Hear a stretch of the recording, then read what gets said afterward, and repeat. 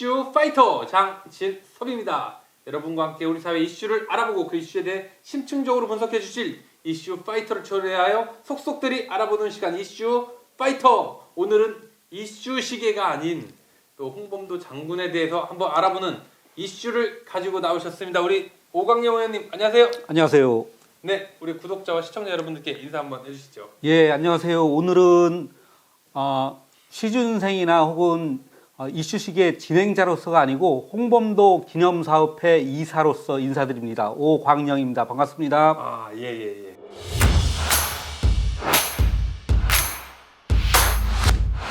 네, 추모식이 있습니다. 25일이죠. 예, 다음 주 화요일 날 대전 현충원에서 홍범도 장군님 순국 79주년 추모식을 하고 있는데요. 겸사겸사해서 홍범도 장군님에 대해서 좀 알아보는 시간을 좀 가질까 해서 오늘 좋죠. 좀 준비를 해왔습니다. 예. 저도 뭐 독립운동가 하셨다는 거 외에는 뭐 그렇게 깊숙이 알고 있지는 못하는데. 그렇죠. 예. 작년이었던 것 같은데요. 우리 대전 현충원으로 안장되신 게? 예, 지난해 8월 15일 날 예. 카자흐스탄에서 유해가 봉환돼서 우리 대전 현충원에 안장돼 계시죠. 예. 자, 우리 홍범도 장군님에 대해서 짤막하게 한번 일대기를 좀 정리를 해주시면 저희 우리 구독자 여러분들께 큰 도움이 될 것 같습니다. 예, 홍범도 장군님 하면은 많은 분들이 이제 봉오동 전투만 기억을 하시는데 이 봉오동 전투가 우리 독립운동사에서 아주 중요한 그런 그 장면이지 않습니까? 이게 그렇죠. 이제 항일 무장 투쟁에서 아주 네네. 상징적인 사건 중에 하나가 봉오동 전투입니다. 네네. 그 봉오동 전투로 기억하는 홍범도 장군님은 1868년도 그 평양에서 출생을 하셨어요. 근데 이분 생애가 정말 드라마틱합니다. 그 태어나자마자 어머님이 네네. 돌아가셨어요. 그때 당시에 이제 그 아버님과 그 어머님이 그 양반댁에서 머슴을 사는 그 머슴 신분이었는데 어머님이 돌아가시고 나서 아버님 손에서 키워지다가 9살 때 또 아버님이 돌아가셨어요. 고아로 살으셨네요. 그렇죠. 그럼. 예, 그렇게 예. 그 살다가 그 10대 중반이던 1883년에 그 머슴살이를 청산을 하고 예. 좀 인생을 바꿔보고 딱 해서 이제 그때는 이제 군대 입대를 하면은 그래도 그 숙식을 제공을 하고 그러지 않습니까? 그래서 이제 그 평양 가명에 이제 나팔수로 입대를 했다고 해요. 근데 그 군대 안에서도 뭐 여러 가지 부조리들이 많으니까 이 양반이 의협심이 강한 양반인데 네네. 또 상관을 어떤 학설에 의하면은 살해했다고 그러고 어떤 학설에 의하면 이제 뭐 두들겨 팼다고 이제 그런 그 말들이 있는데 아무튼 상관을 위해하고 나서 거기를 탈출했습니다. 탈출해서 어디로 갔는가 하면 했다는 거네. 그렇죠. 예. 그래서 금강산의 신계사로 이제 입산을 하게 됩니다. 그때 나이가 이제 약관 20살 때. 네네. 예, 그렇게 입산을 하게 됐고 그때까지 홍범도 장군은 이제 글도 모르는 그런 상태였는데 신계사에 입사를 해서 승려로 있으면서 스님들로부터 이제 글도 배우고 뭐 그랬던 것으로 나와 있고요. 거기에서 이제 비구니 스님을 만나서 운명적인 사랑을 하게 돼서 비구니 스님, 여자 스님을 만나서. 그렇죠. 예. 스님들 원래 결혼 잘 안 하는데. 근데 어쨌든 홍범도 장군님이 땡초라고 그 비구니 스님이 이제 여자 스님이지 않습니까? 네네네. 그래서 같이 그 환속을 해서 함경도 산청으로 이제 그 들어가는 그런 그 과정을 기억적으로 해서 그때 이제 그 과정이 아주 드라마틱합니다. 뭐 부인과 헤어져서 5년 만에 만나게 되고 뭐 이런 것들인데 그거는 이제 시간상 좀 생략을 하고 산청에서 부인하고 이제 포수 생활을 합니다. 호랑이 잡는 포수를. 예. 호랑이 잡는 드라마틱하네요. 그쵸. 예. 호랑이를 잡는 포수 생활을 하다가 1907년도에 이제 일본이 총포 및 화약류 단속법이라는 걸 공포를 하면서 포수들이 갖고 있는 총을 전부 다 이제 압수하는 그런 조치를 단행을 하거든요. 네. 그때 이제 홍범도 장군님이 뭐 기본적인 그 이전에 명성황후 그 시해 사건도 있었고 이제 이래서 어떤 반일 감정이 좀 많은 상태에서 또 그런 조치에 항거하면서 포수들이랑 한 70명의 의병 조직을 합니다. 의병 네. 조직을 해서 이제 1907년부터 거의 그 봉오동 전투가 있었던 1920년까지 의병 활동을 하게 되죠. 예, 예. 그래서 그분들과 함께 이제 일본군과 진짜 이제 독립운동이라기보다도 그냥 전쟁을 했네요, 그냥. 예, 그렇죠. 이제 그 예. 실제로 그때는 이제 의병 조직으로서 함경도 일대에서 진짜 알아주는 네네네. 의병장이었습니다. 그래서 백성들이 네. 나르는 홍장군, 뭐 축지법을 쓰는 신칠 김호란, 뭐 명장, 예, 뭐 예, 이런 예. 식으로 불려지면서 그러니까 일제한테는 정말 공포의 대상이었다고 합니다. 예, 예, 그러니까 예.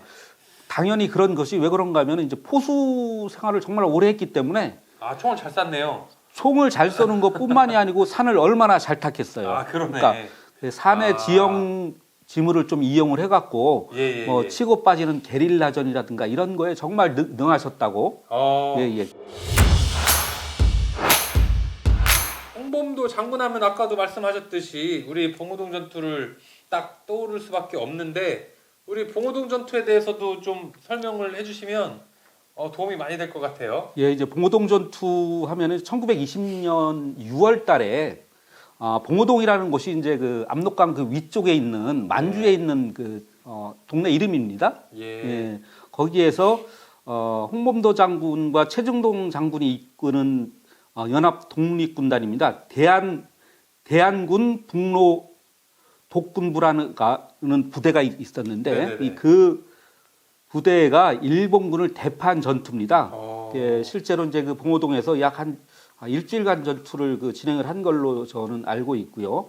그때 당시에 일본군 약 한 150명이 거기에서 이제 죽고 사상자가 나왔다. 중상자만 한 200명, 200여 명 예, 됐다고 예. 했는데 아군 그러니까 독립군의 사상자는 6명이었다고 그럽니다. 이게 엄청난 대승이었죠. 군대에서는 탈영했는데 싸움을 정말 잘했네요. 예, 전쟁을. 예. 그래서 이제 봉오동 전투가 그래서 우리 독립운동 투쟁의 어떤 승전 중에 가장 첫 번째 꼽히는 건데 이 네네. 이유가 왜 그런가 하면은 이전에 의병들이 싸웠던 그 일본 군들은 사실 어떻게 보면 정규군이라고 보다는 예. 약간은 뭐 만주군이라든가 혹은 뭐 보급부대라든가 예. 뭐 이런 데랑 많이 싸웠는데 경찰 뭐 이렇게 네네네. 싸웠는데 봉오동 전투에서 승리를 한 이 일본군은 일본군의 그 정규군이었습니다. 예, 그래서 정규군과의 전투에서 예. 이러한 승리를 했다. 그렇죠. 그 이후에 바로 또 청산리 전투가 있었습니다. 그렇죠. 6월달에 그렇죠. 봉오동 전투 있고 예, 나서 예. 청산리 전투는 10월 21일부터 10월 20일이면 오늘이네. 오늘인가요? 내일인가요?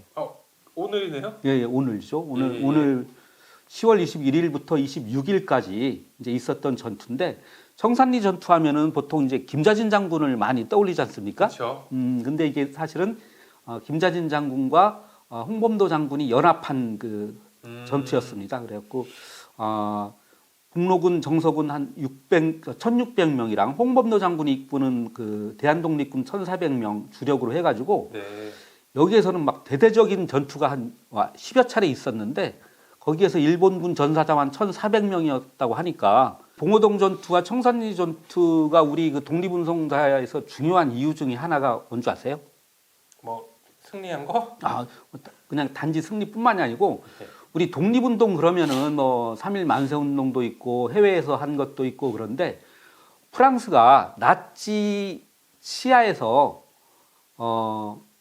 독립을 위해서 싸웠던 것 중에 가장 자랑스럽게 여기는 것 중에 하나가 레지스탕스입니다. 레지스탕스는 뭔가 하면은 그 무장투쟁을 했다라는 거예요.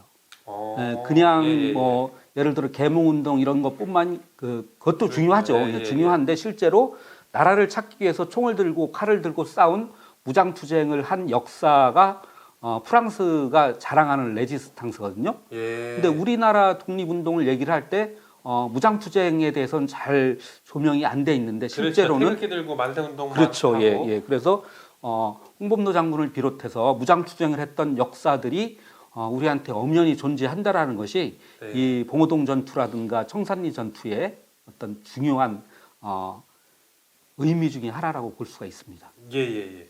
그 이후의 삶은 좀 알려지지가 않았습니다. 그리고 이후에 또 혹시 어떠한 활동을 하셨는지에 대해서 간략하게 설명을 좀 그 해주시면 20년에 봉오동 전투, 청산리 전투 하고 나서 사실은 이제 그 이후에 그 소비에트 혁명이 일어나고 나서 그 독립군들이 그러니까 소련군이랑 합작하는 그 과정 속에서 자유시 참변이라는 게 좀 일어나거든요. 그러니까 그게 뭔가 하면은 소비에트 적군이랑, 그러니까 적군이라고 하면 불굴적입니다. 소비에트군이랑 우리 그 대한독립군이랑 이렇게 교전이 일어나서 거기에서 뭐 독립군들이 무장해제되고 했던 그 사건이 자유시 참변인데, 그 자유시 참변 이후에 이제 홍범도 부대는 이제 소비에트 적군에 이제 소속이 되게 됐고요. 22년부터는 홍범도 장군은 이제 집단 농장 생활하면서 우리 조선인들이랑 같이 집단 농장 생활을 하면서 항일투쟁에 이제 대비를 하게 되는데, 주로 이제 연해주에서 그렇게 활동을 했었죠. 그렇게 하다가 1937년도에 스탈린이 중앙아시아로 이렇게 대거 이주를 시키잖아요. 우리 조선인 사람들을. 그때 왜 그랬는가 하면은 뭐 두 가지가 있었는데, 중앙아시아에 개발되지 않은 그 영토를 식량을 생산하는 지역으로 만들기 위해서 조선인들을 뭐 이용해서 강제로 이주시킨 것도 있고, 또 하나는 그 일본군과의 어떤 차별화, 그러니까 일본군으로 오인돼서 밀정 활동하는 거 뭐 이런 거를 염려해서 이주시켰다고도 하고 하는데, 어쨌든 중앙아시아의 지금으로 얘기하면 카자흐스탄으로 강제 이주 당합니다. 근데 거기가 엄청나게 춥고 그런 곳인데, 뭐 가다가 상당히 많은 분들이 이주하다가 이렇게 돌아가시기도 하고 그랬다고 그러죠. 그래서 실제로 이동했던 그 분들의 한 절반 정도가 가다가 돌아가신 그런 아픈 역사가 있죠.